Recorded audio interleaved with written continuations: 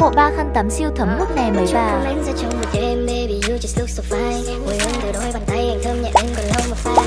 Thấy cô đơn pick the phone and call me. Chỉ cần đợi anh trong một lúc em không cần vội đâu baby. Let's stay on my body yeah. Chưa đừng hai cho sexy yeah. Ghé qua mau xua đừng câu nắm tay em để đông người qua. Trái tim đôi ta không từ xa. Giữ em như tôi xin người ta. Tối nay em là superstar. Từng trái yêu thương cho baby girl. Vào cửa hàng là sold you.